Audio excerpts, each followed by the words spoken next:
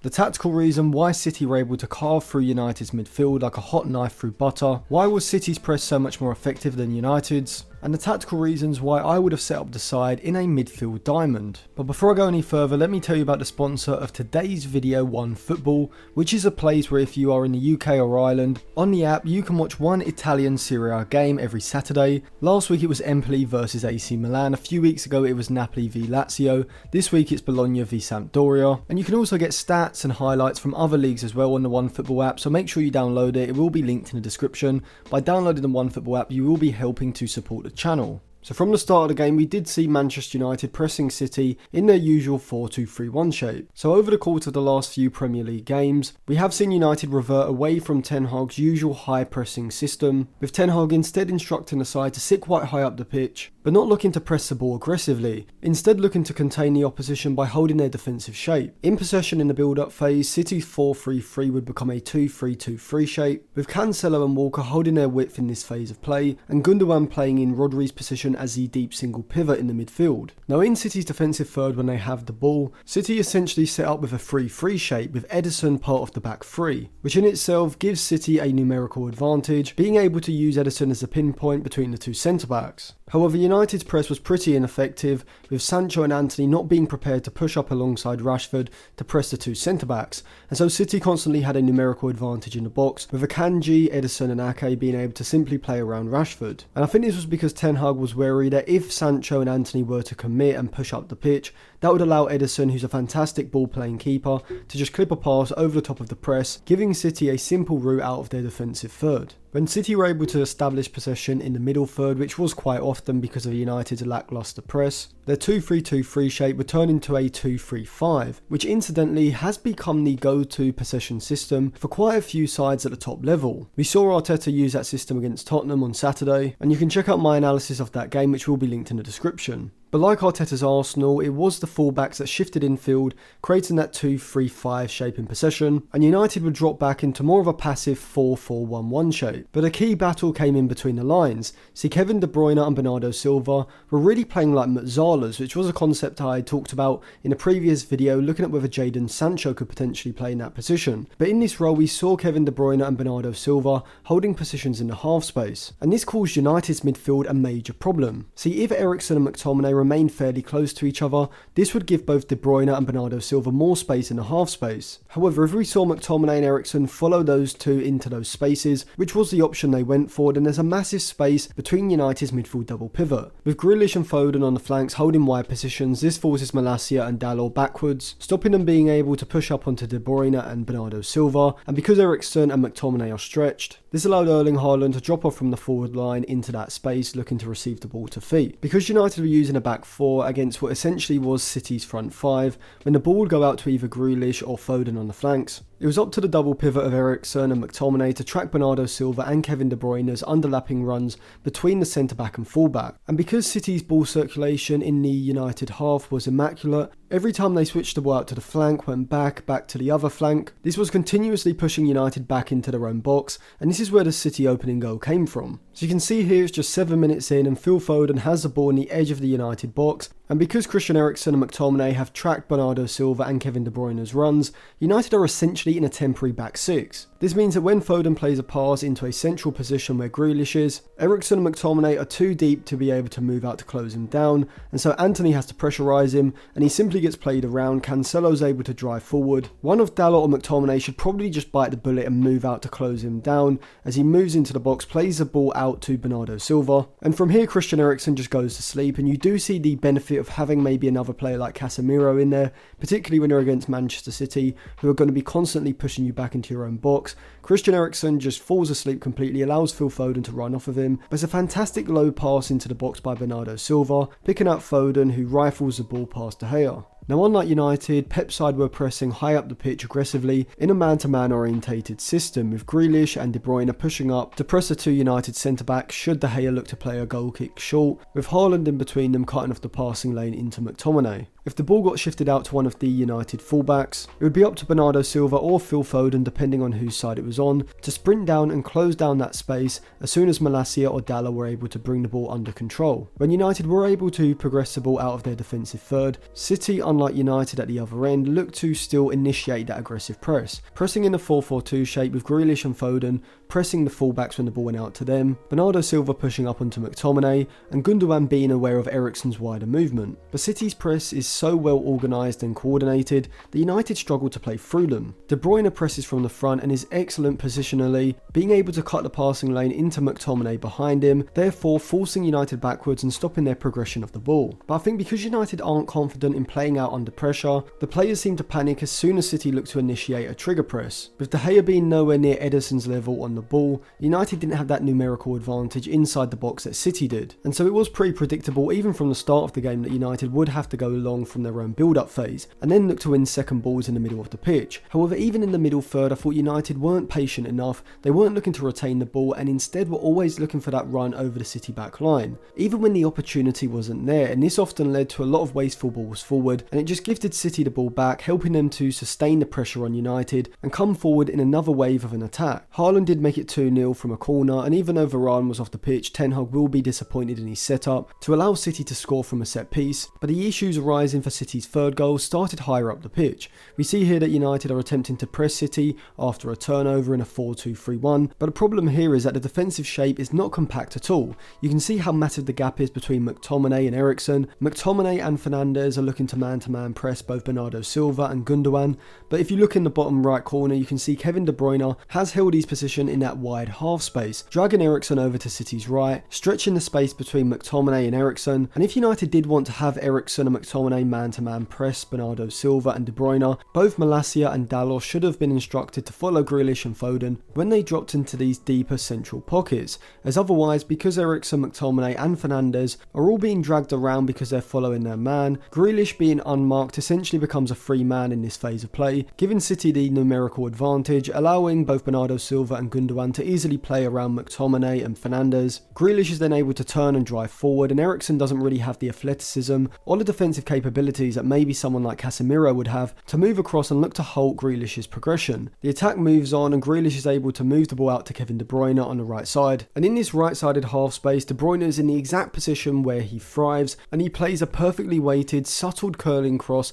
in behind Rafael Varane. Erling Haaland, as soon as De Bruyne picked up the ball in that position, knew exactly where the chance was going to be created, moved round the back of Varane, and his anticipation is absolutely world class. And as soon as the ball leaves De Bruyne's foot, Haaland's already broke around Varane, and he stretches and puts it into the back of the net, getting his second goal of the game, and putting United in a massive hole not even 40 minutes into the game. And this third goal really exemplified the problem that United had out of possession. It seemed like the team was half committed to a high press and half committed to a deep defensive block and really achieved neither. If you're going to have your midfield line, in particular your two wide players, pushed high up the pitch when City have the ball in their own half, you need to be able to put at least some sort of assertive pressure on the ball, stopping City centre-backs Ake and Akanji being able to simply dribble out of the ball, beating United's frontline press and now being able to pick a pass out to find Bernardo Silva or Kevin De Bruyne in behind Eriksen and McTominay. But I think this game also exposed the danger of going into a big game playing Eriksen in a midfield double pivot. Whilst when United have the ball, he provides that fundamental ball progression that really no one else in the squad can. However, out of possession when McTominay and Bruno Fernandes are getting dragged around the pitch, Eriksen just doesn't have the athleticism, physicality or defensive qualities that someone like Casemiro would have, and we saw this with the third goal with Eriksen having to cover a massive amount of space and getting easily played around by Grealish and De Bruyne. Because Antony and Sancho were positioned quite high up the pitch alongside Fernandes, this created even more space wide of Eriksen and McTominay and putting them in a tough position whether to move over and close down that space in the half space or retain a more narrow position covering the centre but opening up the passing lane straight into those two players. I think that considering Ten Hag hadn't instructed United to press overly aggressively in the City half, from a defensive point of view he would have been much better off telling Antony and Sancho to allow Walker and Cancelo to have that space, conceding the space in front of them to cover the space behind them, and dropping off alongside McTominay and Eriksen to create a flat midfield four, making United's defensive shape a lot more horizontally compact, and stopping City being able to completely cut through the centre of the pitch. The fourth goal, this is all before half time by the way, once again comes from City breaking straight through United's centre midfield. McTominay and Fernandes, as well as the two wide attackers, have been caught high up the pitch. United don't have the defensive security from the wing backs inverting, and so Eriksen is the deepest central midfielder, and he just doesn't have the athleticism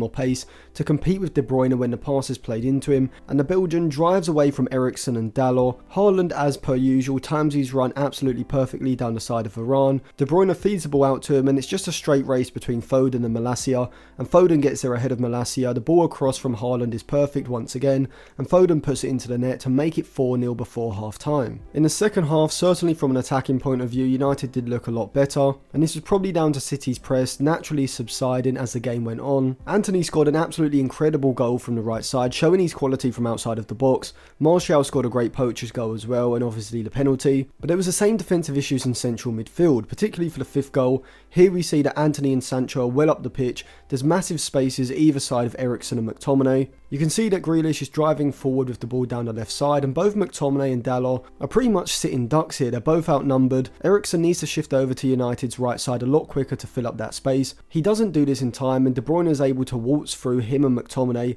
threads the pass out to the left back Gomez. And from this specific point of view, you can see how good Haaland's movement is. He recognises that the ball across the face of goal isn't on, and so doubles back away from Lindelof, creating that space for the cutback, and his connection with the ball is almost machine-like. The ball fizzes past De Gea, and it's another world-class finish for Haaland to complete his hat-trick. But once again, this goal came from City driving through the centre of the pitch, exploiting the space either side of Eriksen and McTominay, and in between them as well. And I will come on to how I would have negated this from the start of the game, but I think this game really distinguished the players who are in good form, who do look very good, who are improving, from the truly elite world-class players, as the likes of Bernardo Silva, Kevin De Bruyne, Erling Haaland, even Phil Foden you could throw in there as well, look just a completely different level to every United player on the pitch. Now, whilst I do think Casemiro should have started the game, I don't think this was a personnel problem. I think had Casemiro started over McTominay, United would have experienced the same problems of City breaking through the centre of the pitch, because there was just too much space to cover. Even if you took out Eriksen and put Casemiro alongside McTominay,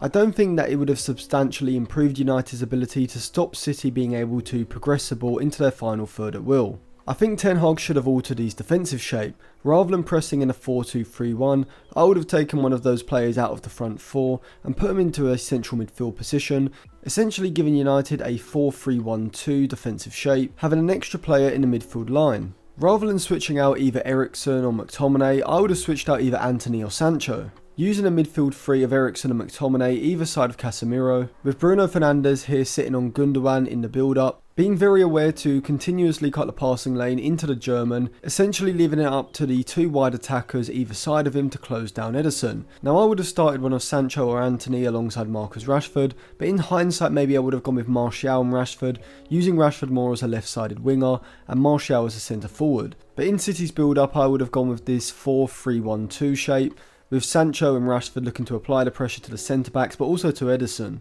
But when one of them was applying the pressure, say Rashford is looking to close down Ederson, cutting off the pass into a Kanji on the right side, either Antony or Sancho, depending on who was starting, would be required to not only be positioned close enough to Ake on the left side to apply pressure to him if the ball went into his feet, while simultaneously cutting off the passing lane into the City fullbacks behind them. If Ederson or one of the two centre-backs were able to move the ball out to one of the full-backs, it would be up to the job of the wide central midfielders, McTominay from the right and Eriksen from the left, to shift over to close down the full-back on the flank, whilst being sure to cut the passing lane into Bernardo Silva or Kevin De Bruyne behind them, with Casemiro shifting across to cover that space as well. This should then act as a trigger for the whole side to shift very narrow over to the right side, with Eriksen and Rashford on the other side shifting into narrow positions to sustain the defensive shape's horizontal compactness. Because of the long passing ability of Cancelo and Walker and the pacing behind of Haaland, Varane and Martinez would have to be very wary of Haaland's movement in behind them, tracking his run if he looks to receive a long through ball from one of the fullbacks. Unlike Eriksen and McTominay in this game, the midfield three of United would have to be extremely close together to cover all those pockets, but with Casemiro now the extra player in there, both Eriksen and McTominay would have more freedom to follow Bernardo Silva and Kevin De Bruyne into those deeper positions. If City did look to play out through the centre-backs rather than clipping the ball over to the full-backs, the player on Gundogan, which could be Rashford or Fernandes, I'd probably now switch to Rashford in the central position and have Fernandes on the right side. Just because I think in case of a turnover it would have been handy to have Rashford in a central position in a pressing shape. But anyway, Rashford would look to close down one of the City centre-backs, trying to force them out to the flank to narrow down the pitch. While Sancho or Fernandes, depending on whose side it was on, would look to cut the passing lane further up the flank, forcing the City centre-backs to either go long or for the full-backs to drop deep on the flank to receive the ball, in which case this would give United the opportunity to squeeze across, condense the space and look to press City to win the ball back. In the middle third, United would still drop off into a 4-3-3 shape, with Sancho and Fernandes either side of Rashford, sitting in narrow positions to give United essentially 6 men in the centre of midfield, but still close enough to both Walker and Cancelo to press them if they took up inverted central positions. Behind them, McTominay and Eriksen would be wary of Bernardo Silva and Kevin De Bruyne in behind them, whilst Casemiro would be the spare man looking to make interceptions if any passes went into Jack Grealish or Erling Haaland between the lines. And using a midfield three would allow McTominay or Christian Eriksen to follow the underlapping runs which came from Kevin De Bruyne and Bernardo Silva when the ball was shifted out to the flank, allowing United to temporarily drop into a back five with Eriksen and McTominay closing off the space between the centre-backs and full-backs, whilst the wide attacker on the opposite flank would shift in to create a midfield three, giving United a temporary 5-3-2 shape in their defensive third. With an extra player now in these defensive central areas, this would probably also allow Lisandro Martinez and Varane to follow the movements of Erling Haaland a lot easier, knowing that United had an extra defensive player to pick up City's runners.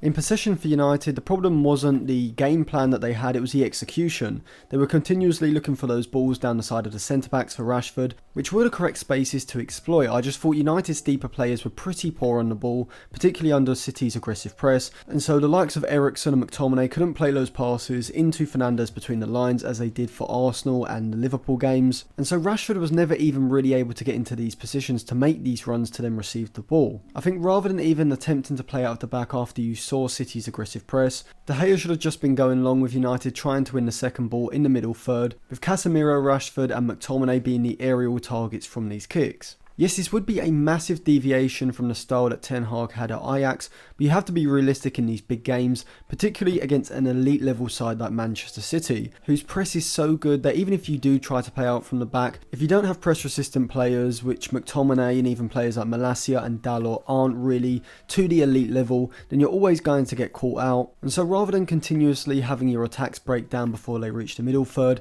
instead go long and look to win the ball back and start the play from the middle third rather than from the defensive third. At least then you're higher up the pitch and it requires less ball progression from deeper areas. In possession, I think United could have used a diamond shape with Fernandes at the top of that diamond, with Sancho and Rashford playing as split strikers able to drift out to the flank or make runs into central positions, and McTominay playing in that Valverde role that I spoke about in the video I did analysing him and how I do think he can develop into a similar sort of player as Valverde. That video will be linked below. But despite without doubt Guardiola winning the tactical battle against Ten Hag, I do think it was the individual qualities of their attackers which took the game away from United inside the first half. And in particular, I'm referring to Kevin De Bruyne and Erling Haaland, who I think are genuine world-class players, and Erling Haaland was the one who made the difference, scoring the hat-trick and also creating 2 of Foden's goals as well. So let me know what you thought of the game in the comments section below. Subscribe to the channel and click the bell so you do get notified when my videos come out. Give the video a like if you enjoyed it and check out some of my other videos which will be linked in the description.